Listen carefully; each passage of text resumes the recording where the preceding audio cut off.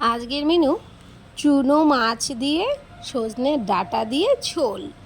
তো আজকে চলুন দেখে নিই কীভাবে করেছি। চুনো মাছগুলোকে প্রথমে আমি ভালো করে কেটে ধুয়ে নিয়েছি এবং লবণ হলুদ মাখিয়ে নিয়েছি। তো তারপরে আমি কড়াইতে তেল গরম করতে দিয়ে মাছগুলোকে ভালো করে ভেজে নিয়েছি। খুব কড়া করে ভাজবো না, মোটামুটি একটা ভেজে নেব। আর তারপরে আমি কড়াইতে কালো জিরে আর একটু রাঁধুনি ফোড়ন দিয়ে আমি বড়ি আর আলুগুলোকে ভালো করে ভেজে নিয়েছিলাম। একটু ভালো করে ভেজে নেওয়ার পরে ডাঁটাগুলো দিয়ে ভেজে নিয়েছি। না হলে ডাঁটা দিয়ে যদি একবারে ভাজতাম তাহলে ডাঁটাটা একটু তিতো তিতো খেতে হয়ে যেত। সেই কারণে ডাঁটাটা একটু পরে দিয়েই ভেজে নিয়েছি, তাহলে কি হয় আর তিতো ভাবটা থাকে না। এরপরে আমি একটা মশলা পেস্ট করে নিয়েছি, সেটাতে হচ্ছে সর্ষে, পোস্ত আর সামান্য একটু ভাজা জিরে, আর ওর সঙ্গে দিয়ে দিয়েছি একটু আদা। এইটা ভালো করে পেস্ট করে নিয়ে সঙ্গে ছিল দুটো কাঁচা লঙ্কা। আপনারা যদি ঝাল বেশি খান তাহলে একটু ঝাল বেশি দিয়ে করবেন।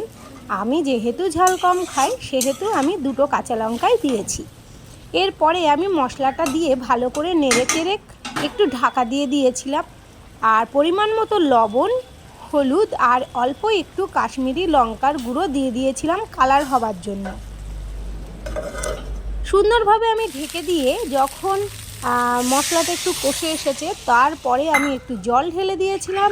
উষ্ণ গরম জল আমি ব্যবহার করেছি। তো উষ্ণ গরম জল ব্যবহার করার পর আমি একটু তরকারিটা নেড়ে চেড়ে দিয়েছি এবং নেড়ে চেড়ে দিয়ে আমি তরকারিটা আবার ঢাকা দিয়ে ফুটতে দিয়েছিলাম।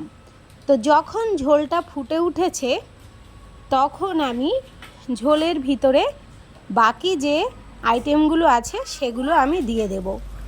ঝোলের মধ্যে আমি দিয়ে দিলাম বড়িটা ভেজে তুলে রেখেছিলাম, বড়িটা আমি দিয়ে দিলাম। এরপরে আমি দিয়ে দেব চুনো মাছগুলো, অর্থাৎ ভেজে রাখা চুনো মাছগুলো আমি দিয়ে দেব। চুনো মাছ দিয়ে দিচ্ছি।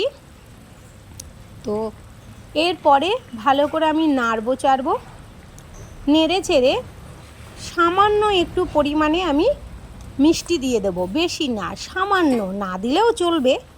এই তরকারিটাই মিষ্টি অল্প একটু না দিলেও চলবে, আর যারা খান তো তারা একটু দিতে পারেন, আমি দিয়েছি।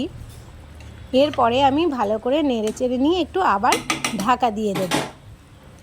ঢাকা দিয়ে দেওয়ার পর এরপরে তরকারিটা মোটামুটি হয়ে আসবে।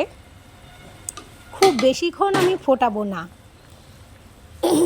বেশিক্ষণ ফোটাতে গেলে পরে আবার ঝোল শুকিয়ে যাবে। তো দেখুন আমার তরকারিটা রেডি।